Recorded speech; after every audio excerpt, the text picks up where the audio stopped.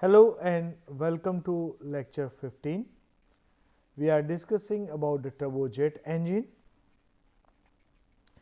In last lecture, we were discussing about the single spool turbojet engine analysis under the flight condition.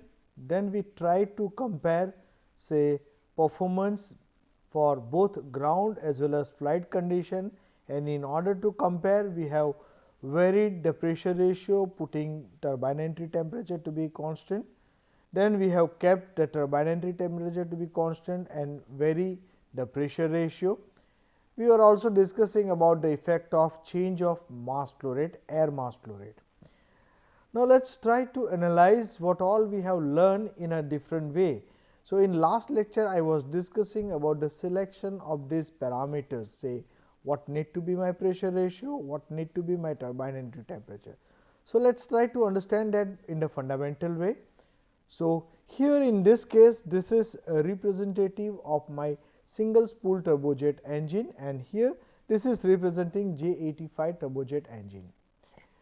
Now, if I will be putting these are my stations, we can say entry of my compressor, entry of my combustion chamber, entry of turbine, entry of my nozzle and exit of my nozzle.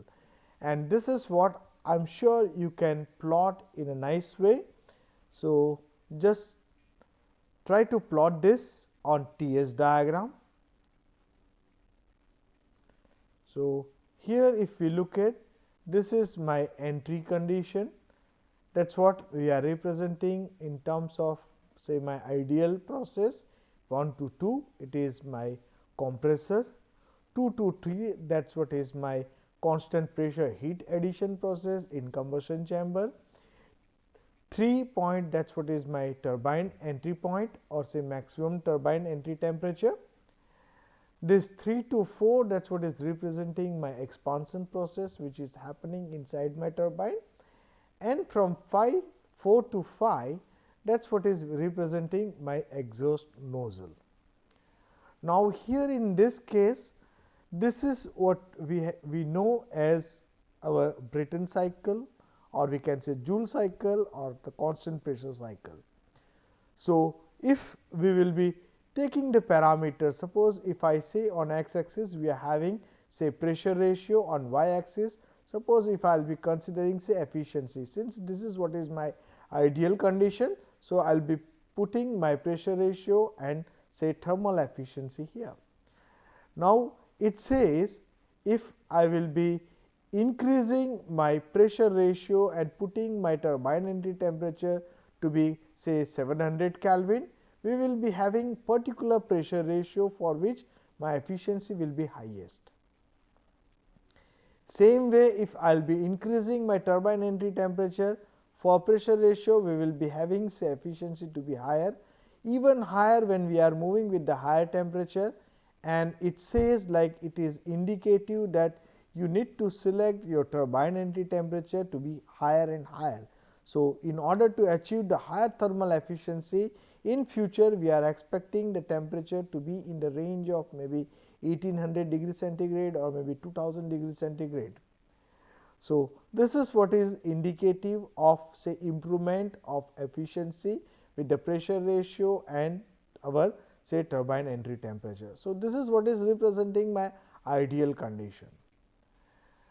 Now, let us move towards the next. So, this is what is representing my land based power plant, and for that land based power plant if we look at, we are having our compressor, the combustion chamber, turbine, and here we are having additional turbine, that is what we say as a power turbine.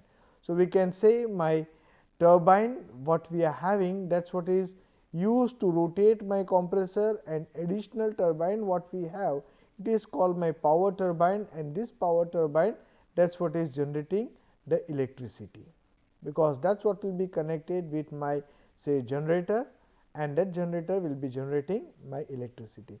Same, suppose if I consider say I have my application for turboprop engine or say for turbo shaft engine, this power turbine that is what is been used in order to rotate my propellers or in order to rotate my blades.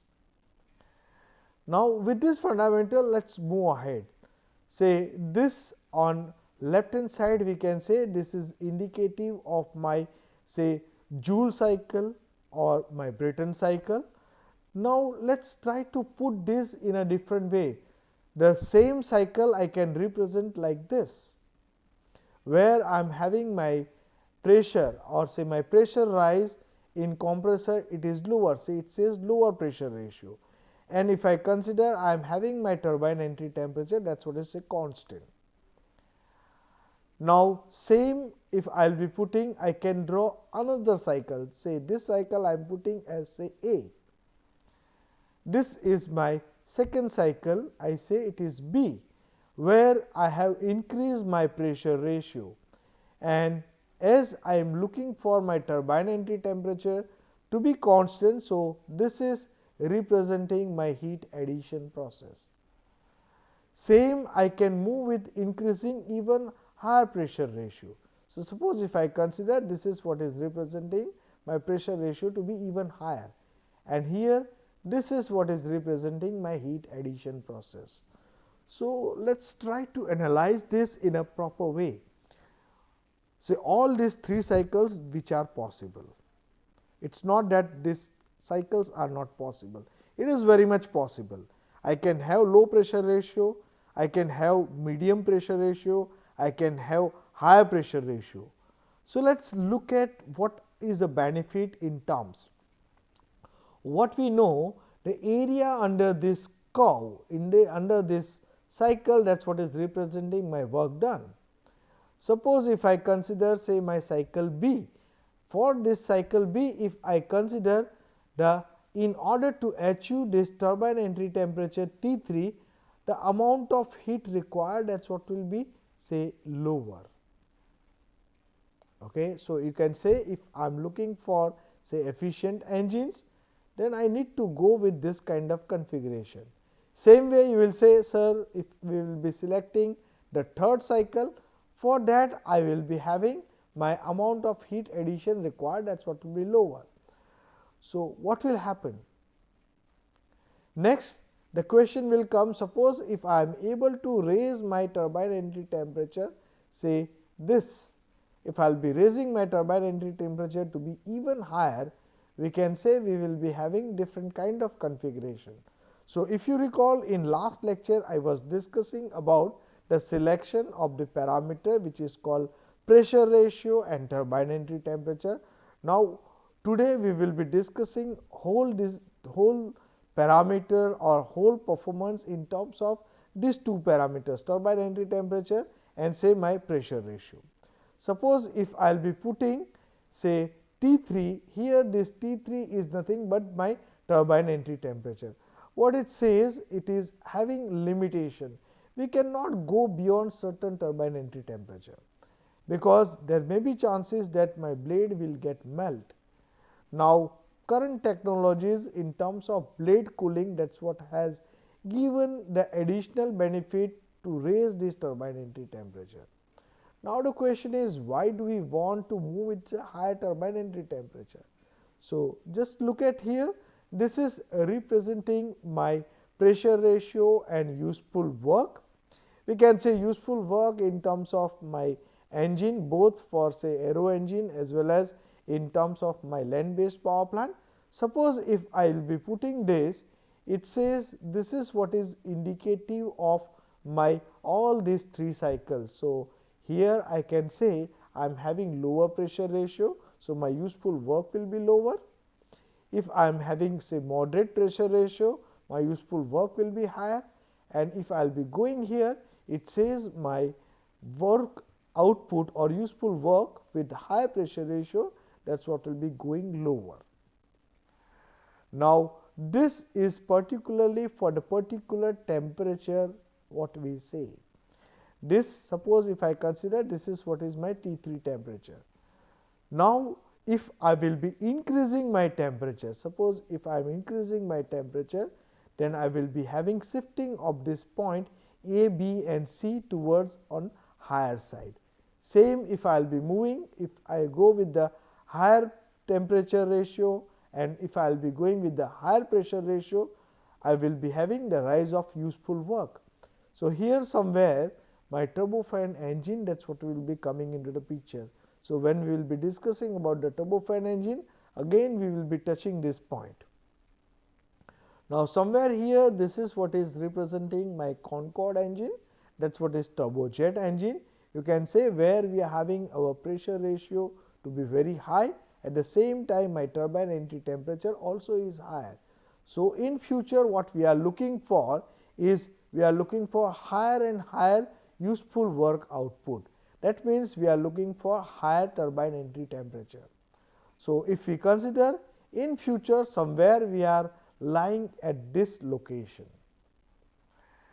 So, now this is what is very important. So, if we look at in terms of combination, suppose if I consider I am taking my pressure ratio to be higher, what is our understanding? It says if I am increasing my pressure ratio, then I will be able to increase my thrust. If I will be increasing my turbine entry temperature, I will be able to increase my thrust. But the thing is, we need to have the combination of these parameters, combination of pressure ratio and combination of turbine entry temperature. That condition is valid only when we are having proper combination of pressure ratio and turbine entry temperature. Okay. Now, here this is representing the turbine entry temperature trend. So, somewhere here it says 1935, this is Whittle engine, and this all are the representative engines. No doubt this plot it is mainly for turbofan engine, but many engines till 75 these engines are turbojet engines. So, we can say over the year people they have targeted the rise of turbine entry temperature. So, we must realize what is the meaning of rise of turbine entry temperature. So, here in this case, suppose if I say this is my turbine entry temperature, say this temperature is say T3. Now, let me put my turbine entry temperature to be higher. Suppose if I say I want to move with the rise of temperature, in this case say this 4 to 5 process, that is what is representing my expansion process happening inside the nozzle. Now, suppose say I want to increase my expansion work in order to achieve higher thrust. So, we can say this is what I am expecting, say rise of my exit velocity or rise of the thrust. You can say these lines are the diverging lines, and this is representing the amount of work required or amount of work that will be generated by the turbine in order to rotate my compressor. So, here in this case, in order to achieve this higher velocity or the higher thrust, you need to move with this line. It says, suppose if I consider my pressure ratio to be constant, or say my compressor pressure ratio is constant, it says I need to raise my temperature to this point. Now, in order to raise the temperature from 2 to 3 days, the amount of heat required will be higher, and this is what is reflecting in terms of what we say MF, or that is what will be reflecting in terms of thrust specific fuel consumption. So, I am sure now you got the idea what all we were discussing in last lecture with rise of temperature, what was happening with my say thrust specific fuel consumption and what is the reason why it is. Now, you will say, sir, this is what it says, like in order to achieve the higher thrust you go with say higher turbine entry temperature, but my fuel efficiency that is what will be reducing. So, that is where you need to go with the optimization, and that is what is the importance of doing our cycle analysis. Now, let us move towards the next. The next parameter what we have is our pressure ratio. So, over the year if we look at, it says my pressure ratio is increasing drastically here. So, this is what is the data till 2015. The most recent engine, those engines they are having pressure ratio in the range of 60:1.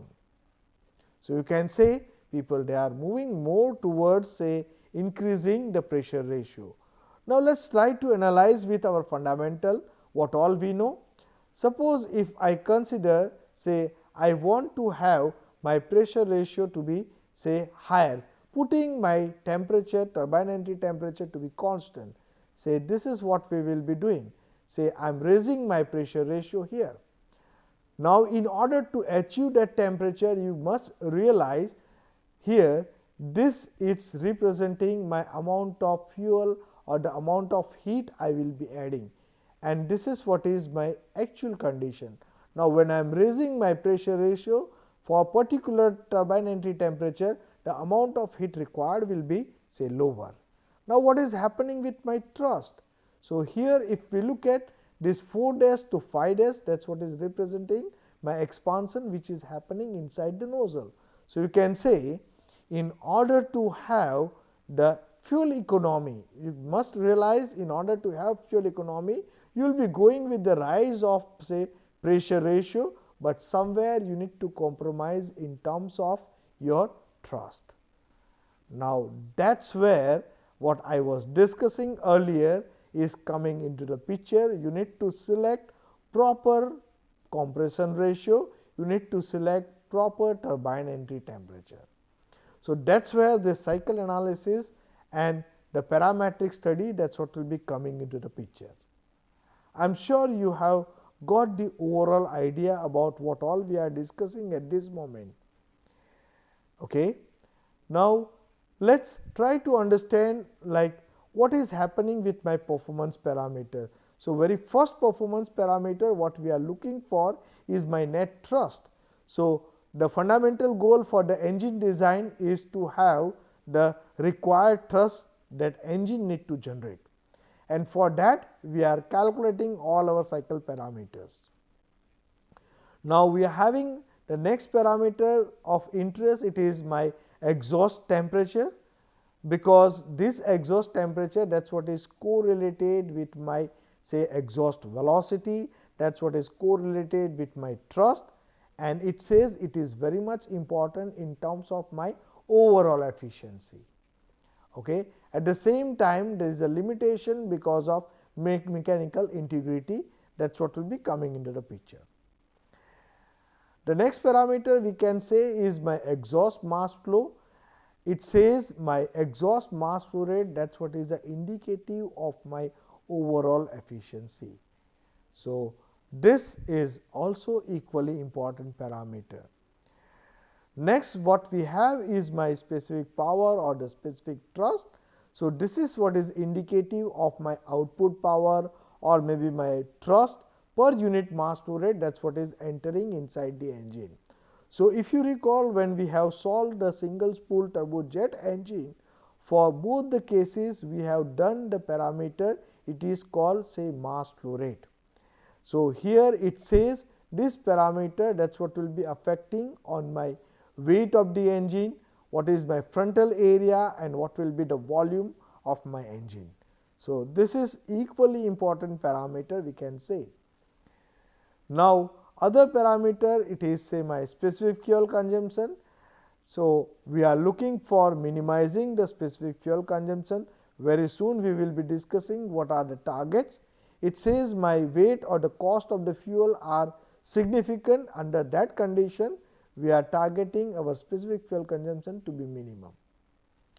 Now, next parameter what we have is our thermal efficiency. It says it is increasing with the increase of pressure ratio and with turbine entry temperature. Okay. And that is what will be resulting into higher jet velocity for the given heat input. So, you can understand this is indicative of my thrust. Okay. Now, same way what we can say is our propulsive efficiency. This propulsive efficiency, it is a function of my exhaust velocity as well as mass flow rate. It says in order to achieve this number to be higher, we need to have our jet velocity to be lower and mass flow rate to be larger. Okay. Now, all this what all we are discussing at this moment, that is what is giving some indication. It says like we need to move towards the other step, next step for the engine. Say single spool turbojet engine, that is what is sufficient in order to achieve certain performance parameter at particular operating condition. Now the situation is I want to have higher turbine entry temperature, I am looking for higher pressure ratio. Now what need to be done for that? Here this is what is representing my single spool turbojet engine. So single spool in the sense what we can say, my compressor, that is what will be rotated by the turbine, okay, and they both are placed on the single spool. So this is representing the single spool turbojet engine, that is J85. Now this engine is sufficient for us. So during 30s, during 40s, people they were having target of this turbojet engine to be used for aircraft. Later on they are realizing these engines can also be used for transportation purpose, means transport aircraft. Now the situation is, earlier cases during say Second World War, people they have used these engines for the fighter aircrafts.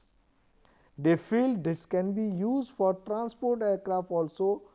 Okay. Now when we say transport aircraft, my weight required to be carried, that will be increasing, say like maybe if we will be increasing the number of passengers to be carried, or say the weight of the transportation of goods, that is what is higher. What is the indication of that? It says we need to increase our thrust. Now in order to increase our thrust, what all we have realized?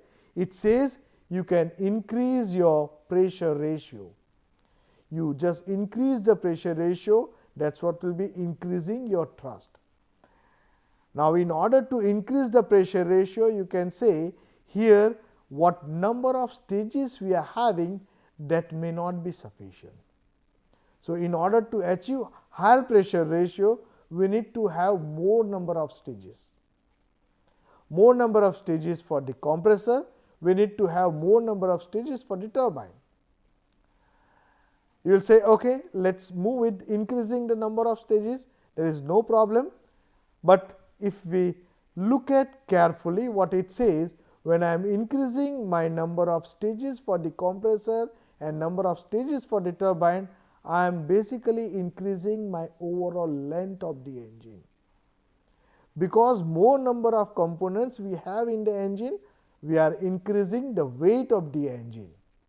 Now when we say we are increasing the length and weight of the engine, this is what is a problem in terms of aero application. Okay. So earlier engines, they were say single spool turbojet engine, but now the problem is they realize we are having the difficulty with increasing the length of the engine and weight of the engine. Now what need to be done for that? So we have understood our fundamental equation, that is what they also realize, that is what it says like Euler's equation. What it says, my aerodynamic work for the compressor, that is what is represented by m dot u into Cw2 minus Cw1. So this is what we have discussed in our earlier lectures. We have also discussed about the thermodynamic work. It is given by m dot Cp T02 minus T01. Now let me compare these two. So my aerodynamic work and thermodynamic work, suppose if I consider they are same and they need to be same. If that is the case, I can say my stage temperature rise, it is given by this equation. So let me simplify this. It says my compression ratio or compressor pressure ratio, that is what is given by this equation. It says my compressor pressure ratio, that is what is a function of my efficiency of the compressor, my peripheral speed, this is what is my tangential velocity component. Basically this is what is my blade parameter, and it is also the function of my say entry temperature.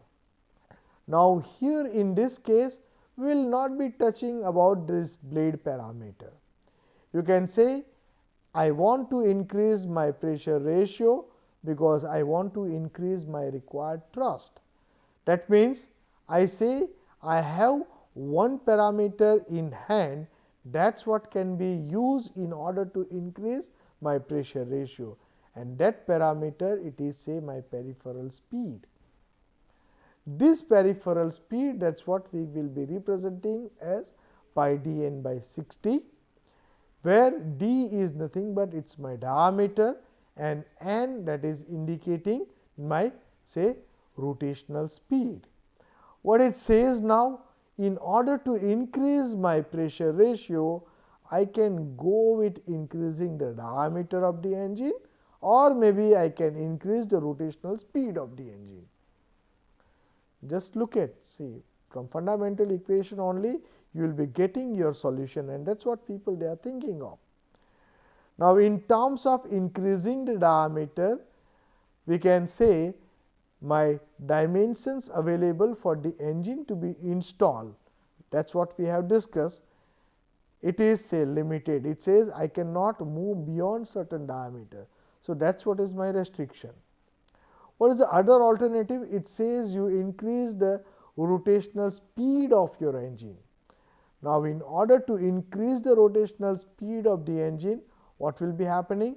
Suppose if I consider this is what is my front blade, and this region, that is what is called my tip region, where we are fixing our blade, that is what is called my hub region. Since my diameter, that is what is varying from hub to tip, you can say my peripheral speed is varying from hub to tip. So, what will happen if I will be calculating my peripheral speed? It says that is what is given by u tip. So, when we are increasing the peripheral speed, my u tip will be increasing, and it may be possible that we will be having our Mach number near the tip region that will go supersonic or transonic. Now, it says what is the problem? Why are we not going with the supersonic or transonic flow kind of configuration? Yes, this is what is a problem here. So, when we are having our flow to be say supersonic or transonic, we will be having say shock formation that will be happening, and this shock formation, that is what will be lead to increase the losses. And when we say increase the losses, my engine will not give me the performance what we are expecting, and that is the reason why it says like we will not be going with increase of the rotational speed. Okay. Now, the thing is we are having our solution to the problem. What is the solution? In order to increase the thrust of our engine, we need to increase our overall pressure ratio. Now, in order to address this issue, like people they have found the solution. It says in place of using the single spool configuration, we will be going with the two spool configuration. Now, just understand the thing here, this is what is my first spool, this is representing my second spool. Now, I am segregating that, I am saying my initial stage of the compressor, that is defining as a LP compressor, later stages we are defining as a HP compressor. Now, here this is what is been connected with the turbine. So, if we look at, we are having the hollow shaft. So, my outer shaft, that is what is called HP spool, where my compressor rotors will be rotated by my HP turbine. So, it is called HP spool. Same way this LP turbine, that is what is been used to rotate my LP compressor.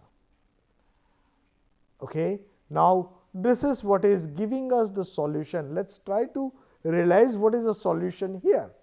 What was the problem? I say I cannot increase the rotational speed of my rotors, because I am having difficulty in terms of my shock formation. So, you will say, sir, here also it is rotating, but just look at, since this is what is my LP turbine, that will be rotating at the lower speed. Same way this HP turbine, that is what will be rotating at the higher speed. Again you will say, since your rotational speed is higher at HP compressor entry your Mach number will be going transonic or supersonic. That is what is wrong. Just realize one thing, what is the case? Since I am increasing my pressure, my temperature also is increasing. So, here when at the entry of my HP compressor, my temperature will be very high compared to my entry temperature, and that is the reason why my flow will be going subsonic, and that is what will be solving our problem for shock formation. Okay. So, now we can say we are having other option also available with the turbojet engine, and that is what is 2-spool configuration or double spool turbojet engine. Okay. Now, here this is what is representing Pratt and Whitney J52 engine. Just look at here, this is representing my LP compressor, this is representing my HP compressor, my HP compressor that will be rotated by my HP turbine, and my LP compressor that will be rotated by my say LP turbine. Now, this is giving us a different kind of flavor. Now, this is what is giving us different solution for. So, you can realize what was the earlier thought process, say like these engines, they were fitted with the fighter aircrafts and their purpose was different. Now, people they started thinking of using this aircraft for say transportation purpose, and the power it will be with the turbojet engine. They move with this 2-spool configuration here. Now, say here this is what is saying like we are having different engines which are available, Pratt and Whitney J52, J75, that is what was powering say 707. We are having Olympus engine, we are having Tumarsky engine. These all engines are 2-spool turbojet engine. Maybe you can Google, you can try to identify the construction of all these engine, that will help in terms of detailed understanding. Now, here this is what is a very important case. What it says, like here on my x axis we are having specific thrust, on y axis we are having specific fuel consumption, and if we look at our performance parameter which are of our interest are thrust, thrust specific fuel consumption, fuel air ratio, propulsive efficiency, thermal efficiency, overall efficiency. You can say overall efficiency need to be improved by improving thermal efficiency or propulsive efficiency. Maybe somewhere we need to compromise, maybe one of them, maybe we will be compromising in terms of propulsive efficiency with higher thermal efficiency, and that will lead to give a good overall efficiency. So, here in this case say this plot is very important, and that need to be understand here. Suppose if I consider we are having business jet. So, for business jet we are not bothering of specific fuel consumption. So, the richness, that is what it says, we are not bothering of specific fuel consumption. What is our interest? It says we need to have the engine life to be higher, and that need to be giving the performance as per the requirement. So, here in this case this particular region we say this is what is indicative of my business jet. Now, suppose if I consider we are having say lift engine where my requirement is very high power. So, under that condition I am not bothering of my specific fuel consumption, but at the same time our major concern that will be coming in terms of say weight and the cost of the engine. So, here it says my weight need to be as low as possible. I am not bothering of my specific fuel consumption, and my specific thrust requirement, that is what will need to be higher. So, here if we look at it says for particular pressure ratio my turbine entry temperature that need to be higher for this kind of application. Now, when we are talking about say long range subsonic aircraft, there our major concern that is what will be coming as say lower specific fuel consumption.